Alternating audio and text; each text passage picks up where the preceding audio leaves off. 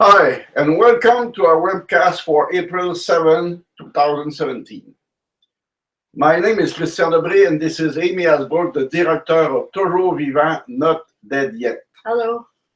Toujours Vivant, Not Dead Yet is a non-religious organization by and for people with disabilities and our allies. Our goal is to inform, unify, and give voice to people give a voice to the disability right opposition to assisted suicide, euthanasia, and other ending of life practices that discriminate against people with disabilities.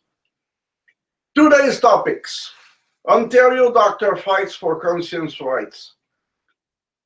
Second, safeguard fail. Assisted suicide must be prescribed by a physician. Thanks. Okay. The first topic is Ontario doctors fight for conscience rights. Doctors in Ontario are battling a policy of the College of Medicine of the College of Physicians and Surgeons of Ontario, CPSO, that requires them to make an effective referral for medical assistance in dying. That policy came out last June. Yes. The policy, issued last June, states that doctors must comply with the expectations of the college, including, quote, in order to uphold patient autonomy and facilitate the decision-making process, physicians must provide the patient with information about all options for care that may be available or appropriate to meet the patient's clinical needs, concerns, and/or wishes. Physicians must not withhold information about the existence of any procedure or treatment because it conflicts with their conscience or religious beliefs. Information over all possible treatment. Right, except for doctors don't really know about all options because they don't know much about community care, and they That's don't know. the trouble. Right. They are not informed at all of, not most, but a lot of service could be used for patient. And the trouble is there. Right, If they doesn't know, they could not inform the people. right, But when you heard that, the meaning is you must offer assisted death, right.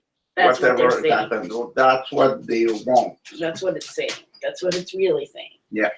Okay, continuing from their policy, continuing to quote, where a physician declines to provide medical assistance in dying for reasons of conscience or religion, the physician must not abandon the patient. Well, That's well. right. It's okay. An effective referral must be provided. An effective referral means a referral made in good faith to a non-objecting, available, and accessible physician, nurse practitioner, or agency. So you doesn't kill your own patient, you ask somebody else to kill right. them. The referral must be made in a timely manner to allow the patient to access medical assistance in dying. Patients must not be exposed to adverse clinical outcomes due to delayed referrals. So not only do they have to find somebody who's going to do it, they have to do it quickly. Yes, yeah, fast murder. Right, exactly. So one of the problems here is that it's putting a priority on medical assistance in dying, even though other options might take more time. There are many more palliative options. Care might take time. Yeah, palliative care or home care or any different kind of treatment could be used. And even it's against people who have a reasonable chance to live. Right. Right, because when people get that diagnosis, they go through the stages of grief, one of which is depression, and that, you know, they may be in a bad place and may want assisted suicide, say they want assisted suicide, but if they get palliative care or they pass through the phases proper palliative care, right, that's right, another exactly. thing. You could have palliative care, but not enough. Right. It happened a lot more time that people think about it, because a lot of doctors, and at the end of life of people say, oh no, I will not give more opiate medicine. Opiates. Yeah, Yes. they could become addict. Hey, if you are 90 years old, you even if you become addict, that doesn't matter Right, at it's not all. a big problem. Right. Okay, this policy would seem to contradict the section of the federal law that states, quote, nothing in this section compels an individual to provide or assist in providing medical assistance in dying.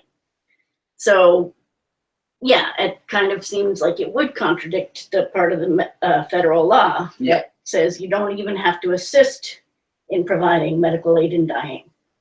The policy of the CPSO argues that referrals do not count as, quote, assisting, unquote. So, how do you call une personne qui est Surrogage? non, t'as le tueur, puis t'as j'ai des problèmes de mémoire, désolé. You know, the guy who assists the other guy is... Betting? Oh, it's okay. whatever. You are not killing yourself. You ask somebody else to kill, and he's the guy who helped you. Right, right, exactly. Is make you less... It doesn't make you less responsible. Responsible? I don't think so. In the law, you are as guilty as people who do it. Right, exactly. But for the CPSO, no, you are not guilty. Oops. Right. They changed the mind of the law. Right. And the other thing about a referral, and I was reading through the testimony that we'll talk about in a minute, but the doctors were saying that when you make a referral, you're really recommending, first of all, you're putting your name on it. Accomplice. Accomplice. Accomplice, yeah. Okay. Even if you are just accomplice, you're right. as guilty as the other. Right, okay.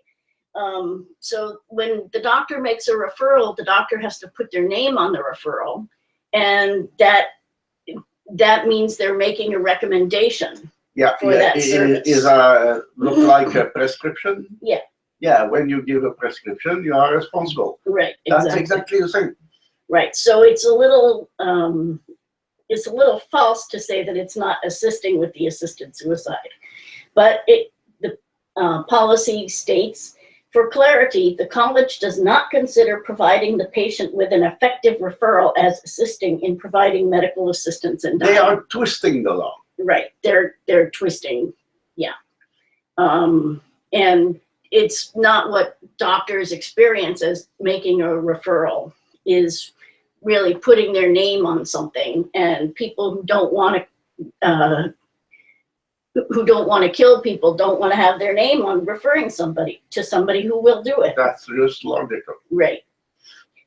The Ontario Medical Association has gone on record in support of doctors' conscience rights, thus pitting them against their usual allies at the CPSO. So it's interesting because usually medical associations are kind of conservative, but they've taken the position with the doctors who are saying they want to preserve their conscience rights. And so they've taken that position against the College of Physicians and Surgeons. Yeah. 5 individual doctors and several religious groups have filed a lawsuit against the CPSO. So it's very rare. Normally, doctor doesn't sue their group, their association. Right, or their professional association. Yeah. That's very rare. And now we have 5 individuals who do it in the same time. Right. Actually, it's technically not their professional association. That's the medical association, but it's their, but it's their governing body. Yeah. Governing body. The Attorney General of Ontario joined the suit on the side of the College of Physicians. Oops. So the Ontario basically is pushing this idea of assisted suicide. Another dog show, sorry. Give me a second. In the meantime, advocacy groups such as the Coalition for Conscience in Healthcare have been pushing to amend Ontario's Bill 84 that was introduced in December to bring the province's laws in line with federal assistance in dying legislation. So they, you know, each province has to bring their own provincial laws in line with the federal law. So in Ontario, they introduced a bill in December to do that. And these groups, the healthcare and other groups, the Coalition for Conscience in Healthcare and other groups, are pushing them to amend that legislation to include a provision that eliminates the language in the College of Physicians requirement to make the referral. The campaign resulted in 22,000 emails being sent to in support of an amendment that would overrule the CPSO policy. So they've, in addition to the lawsuit, they've brought that, done the grassroots action among the doctors and supporters to bring pressure against the legislature in Ontario to amend the. Yeah, and try to force the CPSO to follow the law. Right, get rid of the policy. That's a minimum. If you have a law, you have to follow it. Right, exactly. The federal law, yep. Yeah. And they held a hearing for this proposed legislation to bring it into Bill 84, to bring it into harmony with the federal law. And several doctors testified at a hearing of the Ontario Legislature's Finance and Economic Affairs Committee on March 23rd, asking the committee to amend the bill. Now, this is interesting because they say it's not about economics, but this bill is being heard before the Finance and Economic Affairs Committee, so. And even this group who made the budget, but was not directly involved in the law about assisted death, say, hey guys, something is fishy about that. Even if we are trying to balance the budget, we doesn't want to murder people. Well, they didn't say anything. The committee hasn't said anything. Yeah. No, they didn't. No. No, they didn't say anything. It's the doctors who said. Yeah, the doctor. Okay, so the doctor said that in their time when you do, even if we want the budget to balance the budget, we should not kill people to balance the budget. Oh, right. Okay. The doctors emphasized that providing referrals for medical aid in dying was tantamount to recommending the procedure or hiring a hitman. One doctor spoke of intimidation and bullying in the hospital where she worked, and many spoke of the coercive effect of the CPSO policy. So, you know, not only were they talking about not wanting to do this, but they were also talking about being intimidated by other doctors who were saying, you have to make this referral. You can't, you know, you can't exercise your conscience rights. Yeah. So it's very, very, very sad. Right. The conscience right of people is the basic of human thing. Right.